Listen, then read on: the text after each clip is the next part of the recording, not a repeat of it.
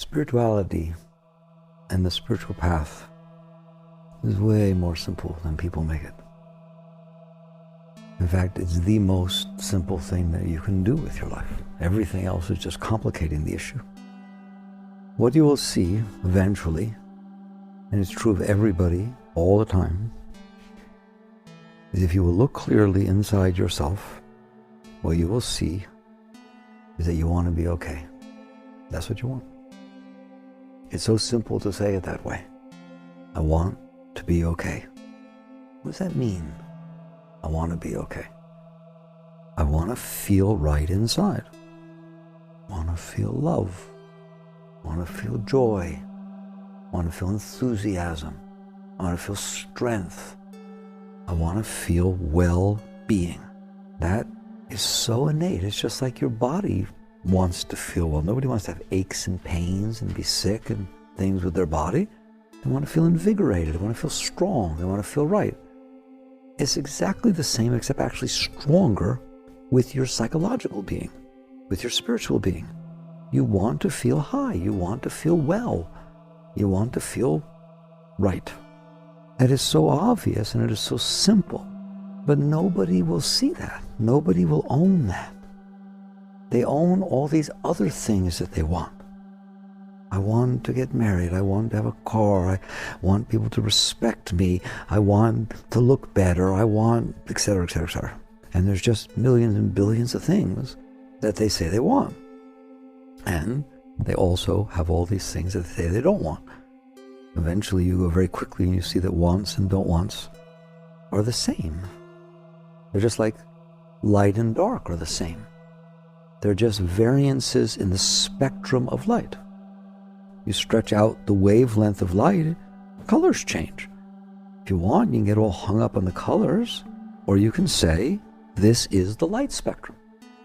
So there is this spectrum of feelings, of states of being that you can have inside.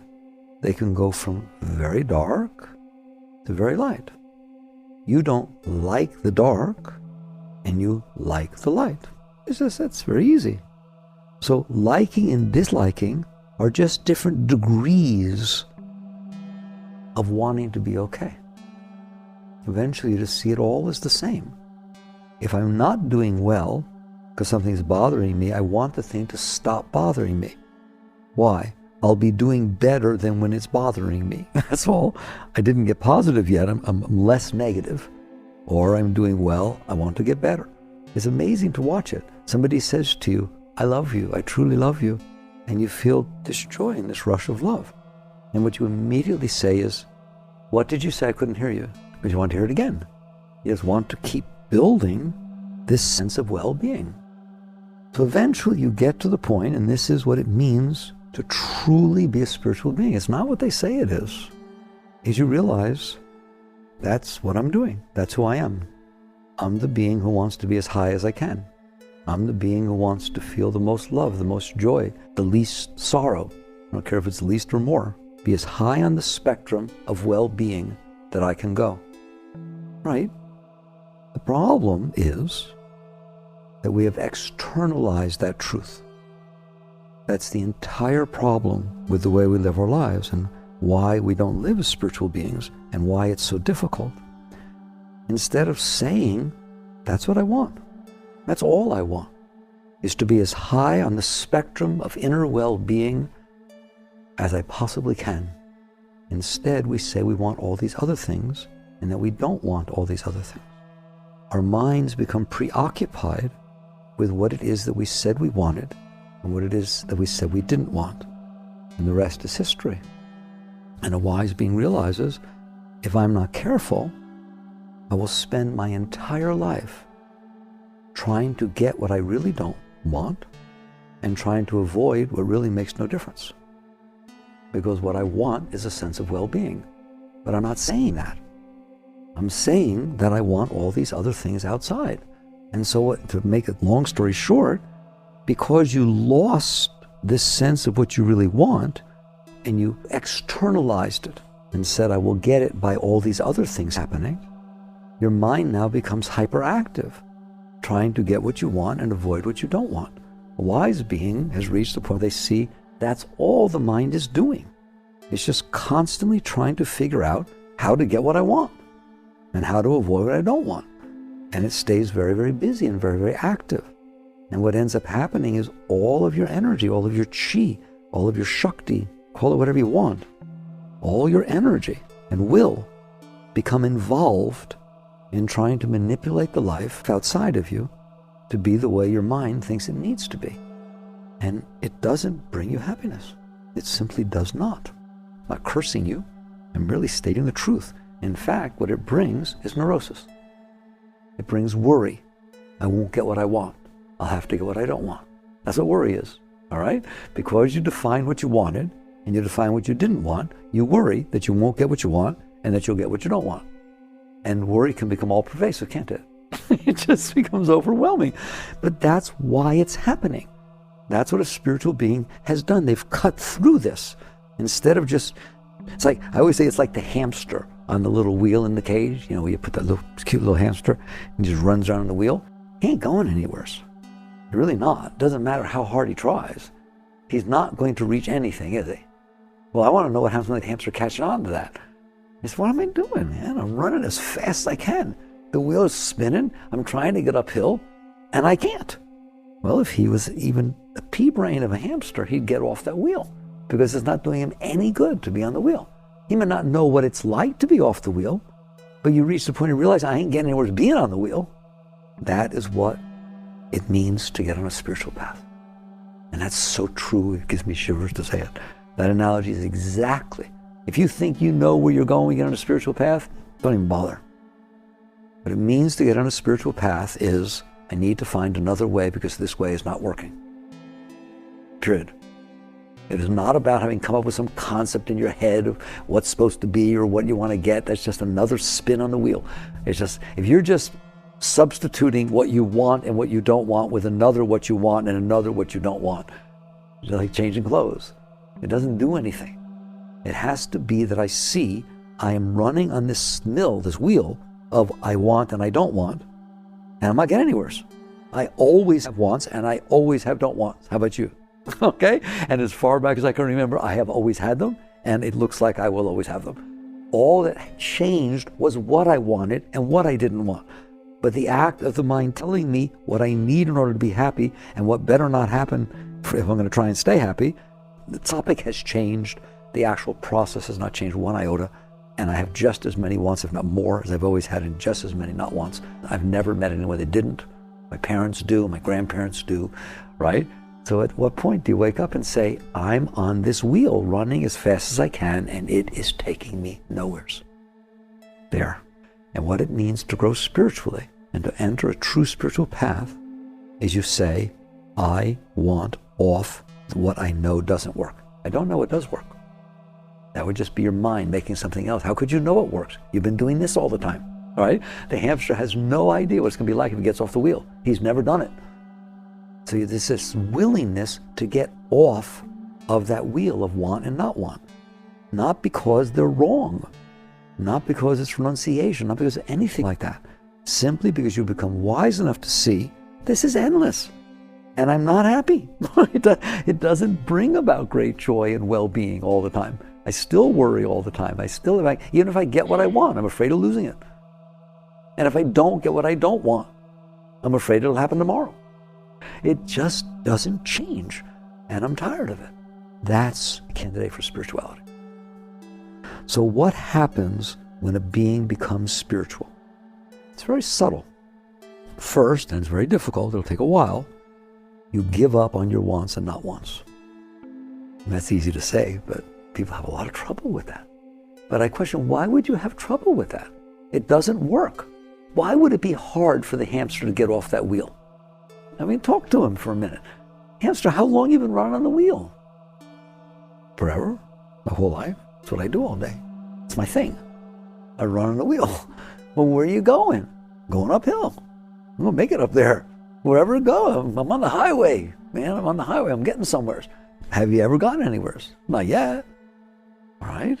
So you ask him, why would it be hard to get off the wheel? You've been doing this 24/7 every single day for your entire life, and you've never got anywhere. So I don't understand why it's hard. I'm not going to call it renunciation. You're not renouncing anything. You didn't get anywhere.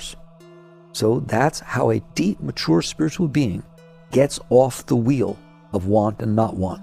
Not because it's wrong, not because they're guilty, not because they don't want to go to hell, they want to go to heaven, not because somebody told them to, not for any reason in the whole world except it doesn't work. All right?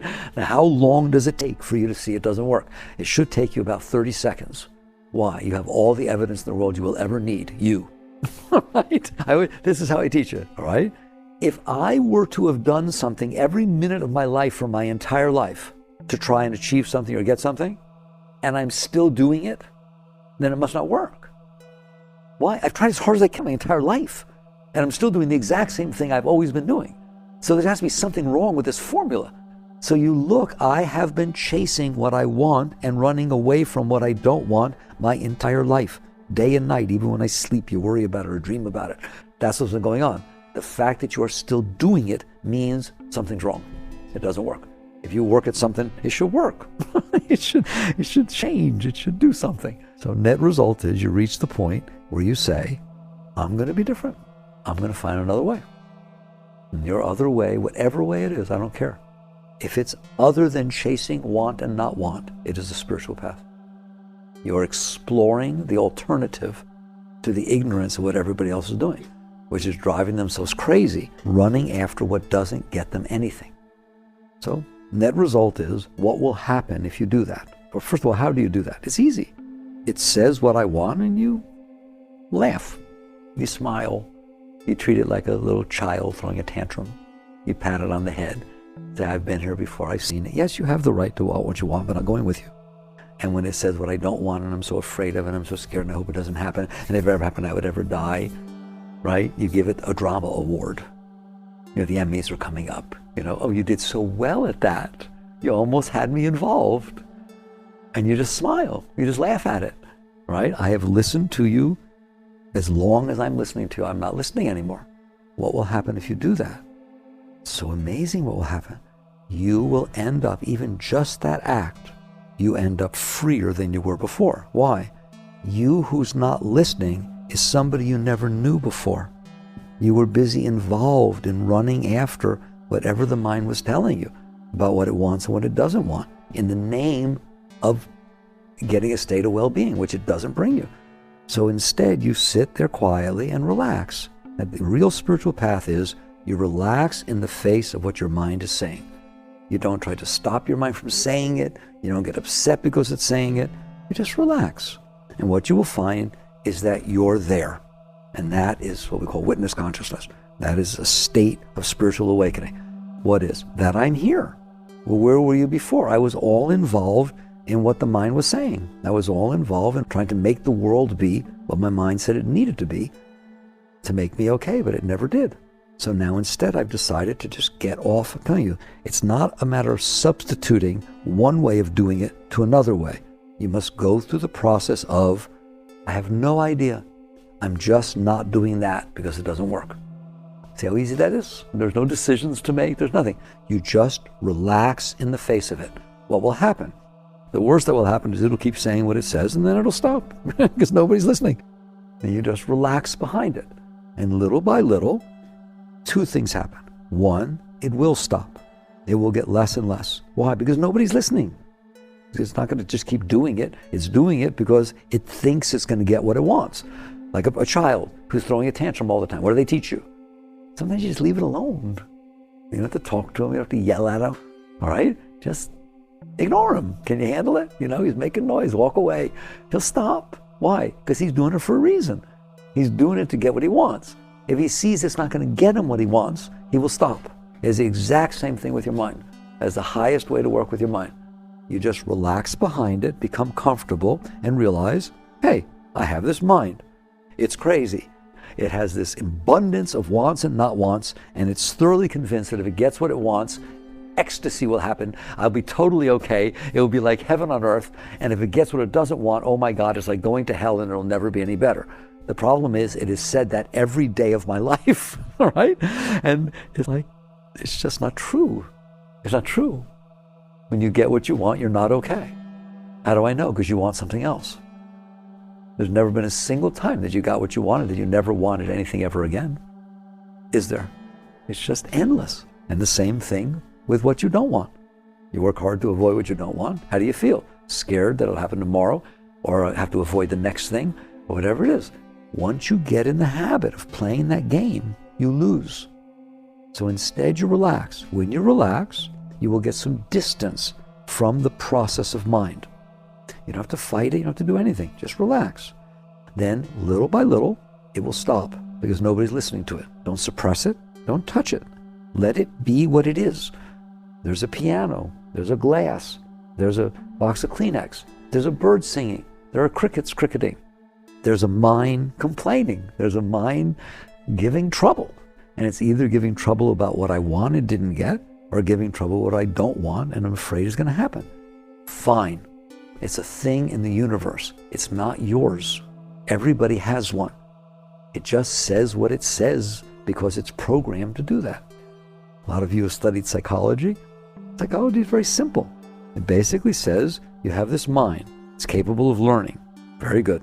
What did it learn? What happened to you? That's what it learned. It learned what passed before its eyes, didn't it? And so now it talks about that. It remembers what it liked before. It remembers what made it happy. It remembers what made it sad. And it regurgitates that. I chose that word carefully. It regurgitates that over and over again, saying what it wants and what it doesn't want. There. That's all the yogi or yogini wants to know about the mind. Just like, all I want to know about the glass is it sits there and it holds water. All I want to know about the mind is it sits there and talks about what happened before. It talks about what it thinks will make it happy and what it thinks will make it sad and what to do about it. So you just relax.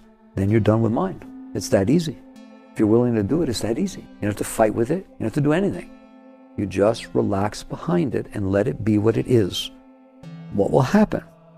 1, all of your energy, all of your will, all of your being will no longer get pulled into the process of what the mind is talking about. Why? Because you're not listening. It's that simple. Where will all that energy go? Where will all that will, all that chi, all that shakti go? It will remain seated within the seat of self. People don't know what that means yet. You shouldn't think about it because the mind can't know. The self is what watches the mind. The mind can't watch itself. It is the consciousness that is aware of the mind. By not getting involved in the mind, the consciousness remains seated and centered within its own self. And you start to experience the nature of your own being. And that's why this is the spiritual path. Didn't sound like the spiritual path when you were talking about wanting and not wanting and all that stuff, right? It didn't even sound like the spiritual path when we were talking about what I want is well-being. You do want well-being. What we're talking about is how to get it. Because every single person is capable of a state of total well-being effortlessly. That's what I want for you. Effortless, unconditional, unending, constant, eternal well-being. How does that sound? It is absolutely your natural state of being. You have the right to that and you're capable of that, and you don't even have to work to get it. You don't have to lift a finger. It is the essence of your nature of self. So when you stop letting all of your energy, attention, and will get pulled into what the mind is saying, where will your energy, consciousness, and will end up?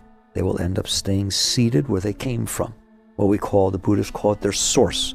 All things that seemed so mystical before become obvious. That is the source of your consciousness. That is the source of your will. When your mind says something, you need to get involved in it and then apply your will to try and make it happen. That's your will. The mind has no will of its own. It's your will that's getting involved in the mind. Just like this glass has no will of its own. It was my will that picked it up, wasn't it? From way back in here, I decided, glass, raise thee up. Okay, and it went up, but I made it happen.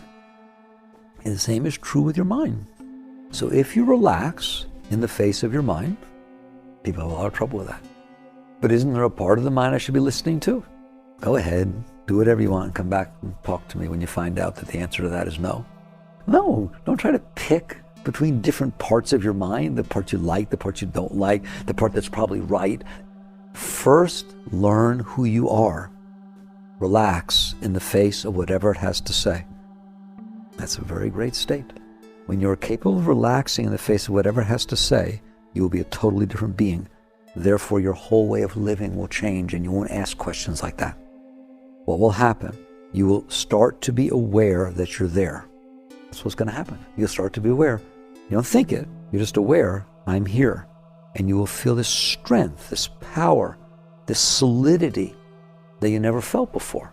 Why? Because you are solidly seated within the seat of self. You're not all scattered at all the millions of places the mind could go. So your energy was scattered all over the place as the mind talked about all kinds of different things. Now your energy is centered in one place where it's source.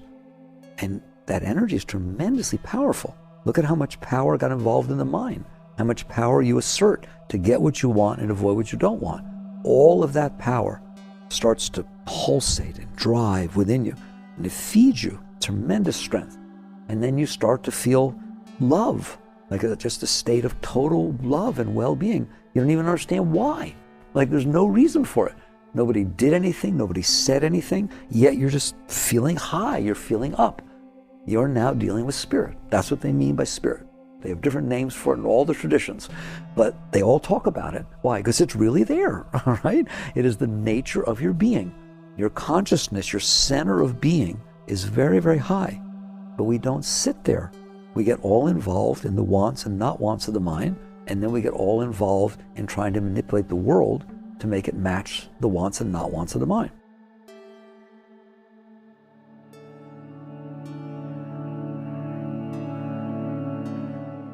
Living with the uncertainty and the pressures of our time, many of us are feeling quite stressed and overwhelmed. But does it have to be this way? With his new book, Living Untethered, Michael Singer has written a follow-up to the classic, The Untethered Soul, taking us within to our still and liberated center.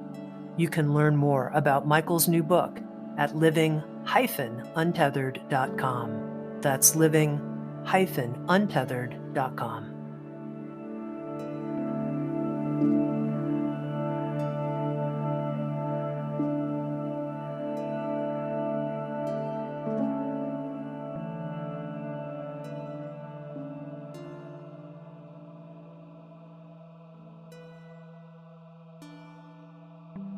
So again, eventually you reach a point of getting off the wheel. Now you see what it means to get off the wheel. You willingly use your will to remain seated within the center of your being. You start to feel love. You start to feel joy. You start to be enthused when you wake up in the morning. You can't wait to go to school. You can't wait to go to work. You can't wait to do whatever it is that you're doing. Why? Why would you do those things? Because you feel all this love and you feel all this joy and you want to express it.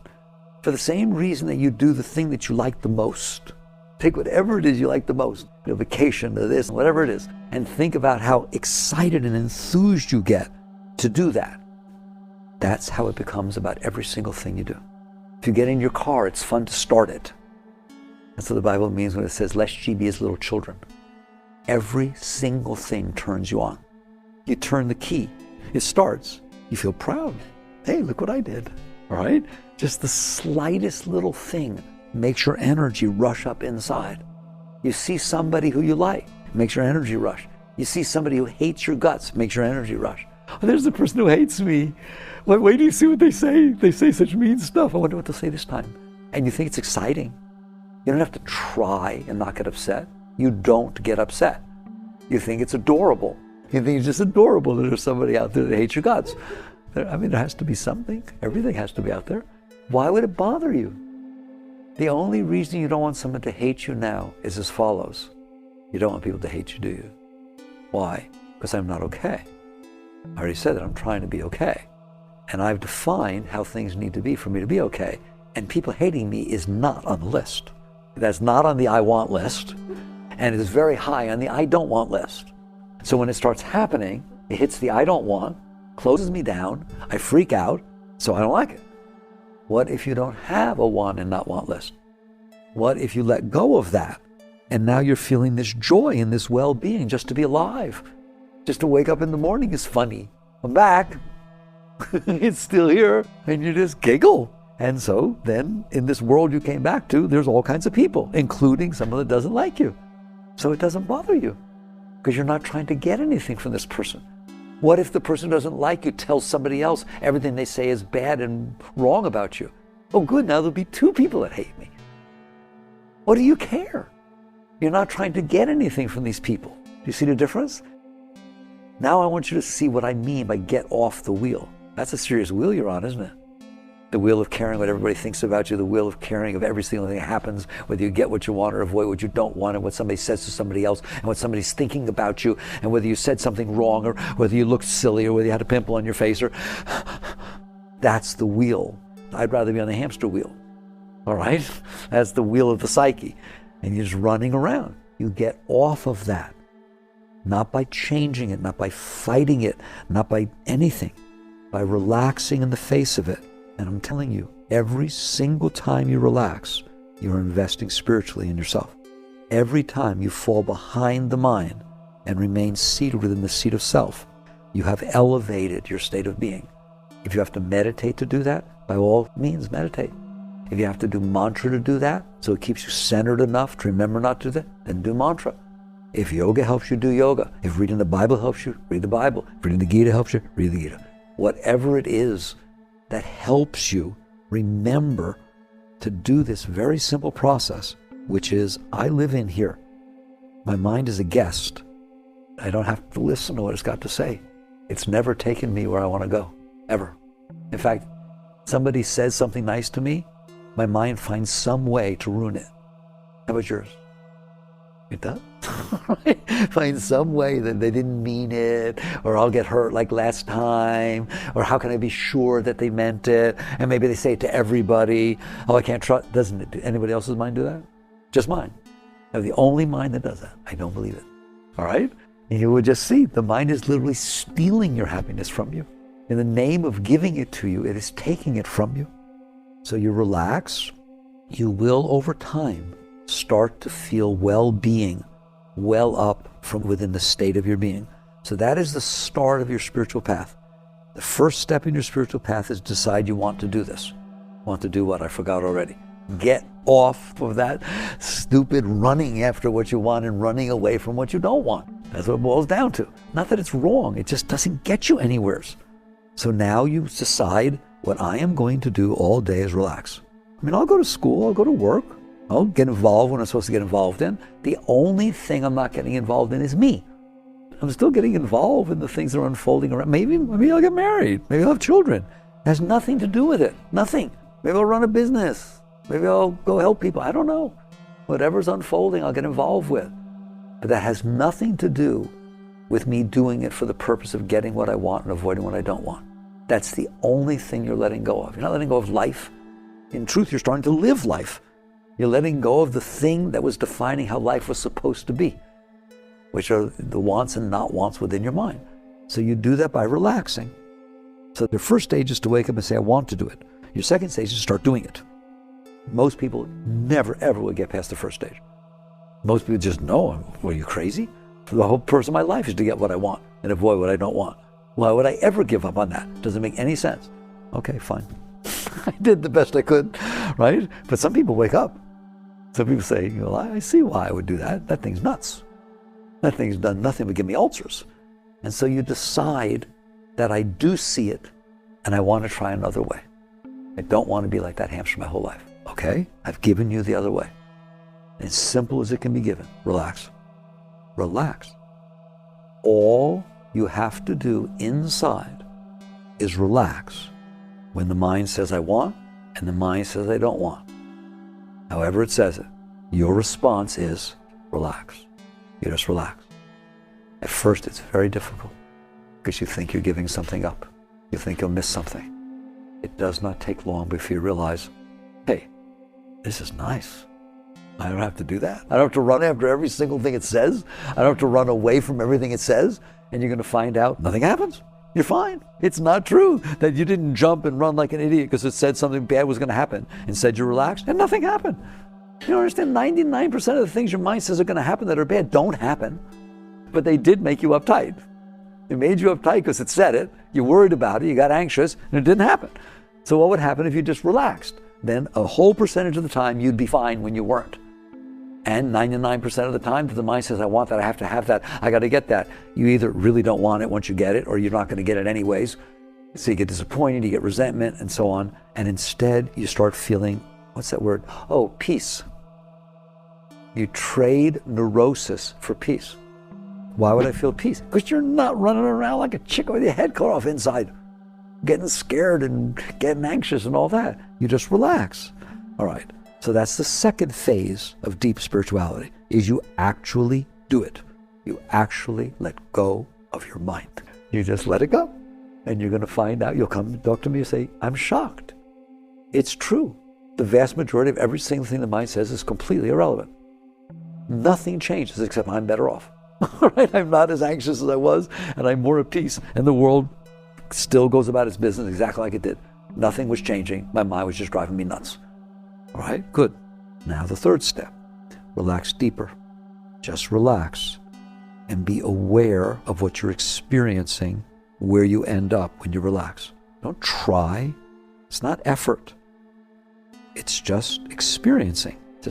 Like, look in front of you right now, what's in the room. Look. How hard is it to see it? It's effortless. You see what's in front of you. That is spirituality. There is no effort here. You relax and you see what you're seeing when you relax. And at some point, I'm telling you what you're going to see. You see something very beautiful. Because you are beautiful. You are. Not your mind, not your personality.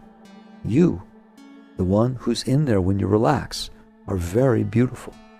And you will start to experience that beauty. People call it light. People call it love. People call it joy. I don't care. Spirit, Shakti, Chi, any word you want to use. You will start to experience beauty inside because that's what's there. Now you go to the next phase of your journey. Once you start to experience something very beautiful inside, you will realize that's what I was looking for. I wanted to have a state of well-being. Here it is. I feel fine. As long as I don't get involved in what the mind is saying to get what I want and avoid what I don't want, I'm happy. I'm fine. And you start to move back into realizing that is what I was looking for. And in the 60s, they used to have an expression, you are what you seek. You are what you seek. Everything you are seeking, love, joy, peace, harmony, strength, all that is actually the nature of your being. So you settle into that, and at that stage, you start to really appreciate and settle into the spiritual life. And the spiritual life is what? Settling into spirit. You settle into the spirit of your being. Now what starts to happen? Now you get into the mystical stuff. All what the mystics wrote about, all what most people talk about is spirituality, because they skip this whole first steps, which is the most important. What happens is, at some point, maybe it takes years, you live in that Shakti flow for long enough, and you don't come out. You go about your business in the world, but you're living off this energy. That's what's feeding you. If you meet somebody and you feel love, it's no different than what you were feeling before you met them. Just a little more. It stimulates the flow of love that you were always feeling. So you enjoy that, you appreciate that, you say thank you. You don't like grab the person, have to own them, because you never had love before, and now in their presence you feel love, and so you start getting grabby and possessive and needy and all that. That doesn't happen. You don't have to not do that. You have to go to a course and learn how not to be needy and grabby. You won't be needy and grabby. Why? You don't need anything. Thank you. That's what you'll say to the person. Thank you. If they stay, that's nice. If they don't, that's fine. All that's happening is they're just stimulating the flow of love that you already experience inside your own being. It's fine. So what happens is you are now completely centered. It's called being established in the self. That's the word. Not enlightened. Established within the self. Do you see that? You now are drawn into the center of your being. Why? Because it's so beautiful. Over time, your next phase is as follows. You will live there long enough to where you become very detached, very free of the different dance that's going on in the world around you. You participate. Isn't it amazing? It sounds so different what I'm talking about. Every time I say something, I could quote the Bible. That is what's meant to be in the world but not of it. That's what's meant by that. You are in the world, but you're not of it. You are centered within your own being. You are being fed. Another quote in the Bible talks about this. Man does not live by bread alone, but by every word that leaveth the mouth of the Father. You go to the state I'm talking about, you will know exactly what that's talking about. You used to get your joy and your shot of energy off of what was going on in the world. You were living off of her saying she loved you. You were living off of you got the raise. You were living off that you got the job. You were living off the fact you're feeding. Where the food's coming from is outside. Now all of a sudden the food's coming from inside. It's just spontaneous, the same food, except it's just welling up inside constantly. That's what's meant by that. Man does not live by bread alone, but by every word that leaveth the mouth of the Father. So net result is, now what happens? You live long enough in that flow of energy. You become detached enough, removed enough, free enough of the changes and the ever-changing dance of the world. They are not affecting your flow of energy. And at some point, I don't care how long it takes, without your mind, it'll just be intuitive within your own being, you're going to wonder where this energy comes from. You've been being fed with all this love, all this strength. From where? I'm feeling these rushes of energy. I'm feeling all this beauty. Where is it coming from? And what you will do is lean back a little further, and you will feel it coming in behind you. Literally like you would feel water flowing behind you when you're standing in a spring or something, or the ocean. You can tell what direction it's coming from. It comes behind you. You feel it flowing. You will feel this flowing in behind you, pushing on you. Over time, you will learn the source of where it's coming from is to lean into where it's coming from. If you feel a spring pushing in your back and you want to know where the spring's coming from, keep leaning back into the direction the water's flowing from. You start to lean back into this Shakti. It's just rest. Same as you got out of your mind, now you go beyond being established within the individual self, within what we call the Atman, within the witness. You lean back. You will feel the energy get stronger and stronger as you lean back into it. There's no thinking, there's no mind, there's no concepts, there's no views. It's just an intuitive, energetic thing. And as you lean back into it, it expands. And you start realizing all that was happening is all this energy was coming to a focal point, which was me. My consciousness was settling down to a focal point, and then I was looking out into the mind and the world from that focal point. As I lean back, I am transcending that focal point. I'm leaning back into the spread, the broad energy before it focused. Now you're starting to get into what the mystics talked about. They call it expanded consciousness. I don't like calling that. What it is non-limited consciousness. It is the consciousness before it got focused down, and it keeps broadening out. And you just keep leaning back into it. And ultimately, the great masters, now you understand the master. Anything that anybody can ever do, including tiddlywinks, somebody's better than somebody else. There's somebody who's better at catching a football, Jerry Rice. There's people that are better at things, at whatever thing you want to name. There's somebody who's best at it. And it's the same thing with this leaning away from your center of consciousness, from that point of consciousness, leaning back into the energy. Somebody did it better. Well, somebody did it best. The people who do it best we call masters. He's a master at chess. He's a master at golf. We even call the tournament of masters. Okay, masters tournament. That is what you're dealing with when you deal with the great masters, with the great yogis, is those who went the furthest back into that energy. And the beauty of that, and this is how you should read and study that, you should look at the lives of these great beings. Just like if you want to play an instrument, then learn about Beethoven, or learn about the great masters. We call them masters of art, don't we? We call them the great master composers. I love it, all right? So there are masters in this. And every master, everyone who leaned back to explore the source of all this energy said the same thing. Everyone. They said, I leaned back far enough. And at first, I was an individual who was aware that I was free and that I'm not the mind and I'm not the body. We already talked about that. You're now seated in witness consciousness. Then I leaned back and I found myself in this water, in this ocean. I was no longer watching the mind. I was no longer a human. It was just me bathing in this ocean of light. Wow. That's called Sabikalpa Samadhi. That's one of the great samadhi states where you have lost your sense of humanness. You were watching a human. Now you're not watching a human anymore. You're still you, but it was you watching the mind, watching the body, watching through the eyes. Now you're not doing that anymore. Now it's you falling into the source of all this Shakti and the source of all this light. And you feel yourself bathing in that. But even that state, the great ones write of that, and then they write that that was not deep enough. It was still me bathing in this ocean of energy. Where was the energy coming from? I want to know the source. And they lean back even further. And the really great ones lost all sense of the duality of the individual self and the ocean of light. That's still two things. It's me experiencing these waves of light, of energy, of God, right? When you lean back far enough, Meher Baba said, it's like a drop of water falling from an eyedropper into the ocean. Find it. Go on. Find that drop of water once it hits the water. You'll never ever find it again, will you? It merged. And that's yoga.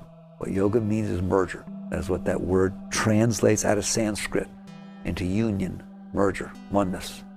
So when you fall far enough back, you have let go of your need to be separate. So now it's not you experiencing the energy, it's just the energy. And that's what Christ meant when he said, my Father and I are one.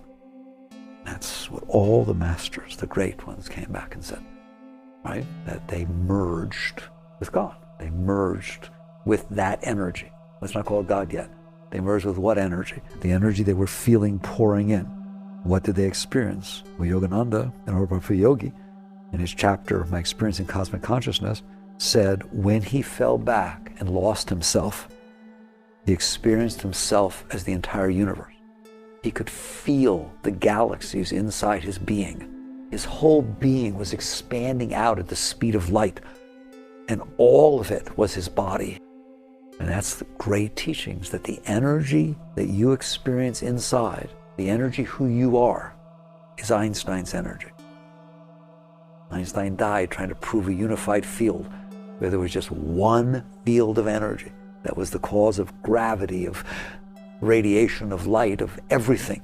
There's just one, right? What the great yogic masters and Christ found is that the field of energy inside of you is exactly the same as the field outside.